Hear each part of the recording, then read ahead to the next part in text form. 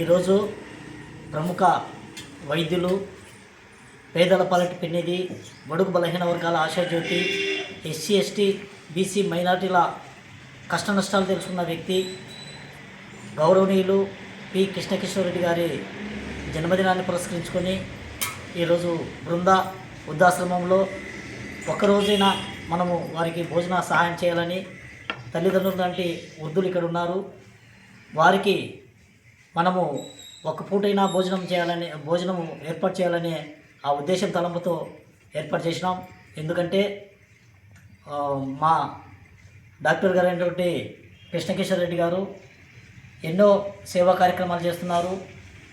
పేదలకు మరి వైద్య సౌకర్యాలు అయితేనేమి, వైద్య సదుపాయాలు అయితేనేమి ఉచితంగా వైద్య సేవలు చేస్తున్నారు. అదేవిధంగా నిరుపేదలైనటువంటి విద్యార్థులకు పరీక్ష ఫీజులు, అదేవిధంగా స్కూల్ ఫీజులు కడుతూ ప్రతి సంవత్సరము మా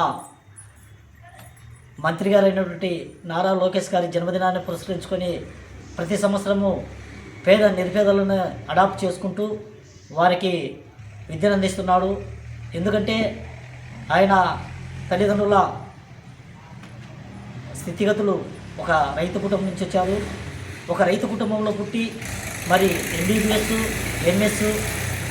MS సర్జన్గా చేసి ఎంతో పేరు పొందిన డాక్టర్ గారు ఆ విద్యలో ఉన్నటువంటి కష్ట నష్టాలు, బాధలు అవన్నీ తెలుసున్నాడు. కాబట్టి అక్షరమే అభివృద్ధి అనే దిశగా పేదలకు ప్రతి ఒక్కరికి ఆయన విద్య గురించి ఎన్నో అవకాశాలు కల్పిస్తూ వారిని మోటివేషన్ చేసి విద్య వైపు నడిపిస్తున్నాడు.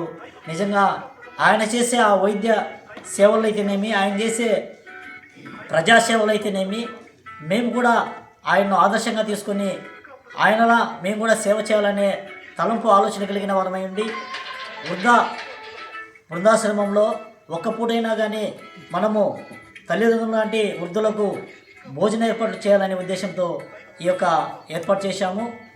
మనమందరం కలిసి ఈరోజు జన్మదినాన్ని జరుపుకున్నటువంటి మా యొక్క డాక్టర్ గారికి హ్యాపీ బర్త్డే చెప్తున్నాం. అందరము హ్యాపీ బర్త్డే అంటే డాక్టర్ కిషోర్ రెడ్డి అని అనండి. Happy birthday,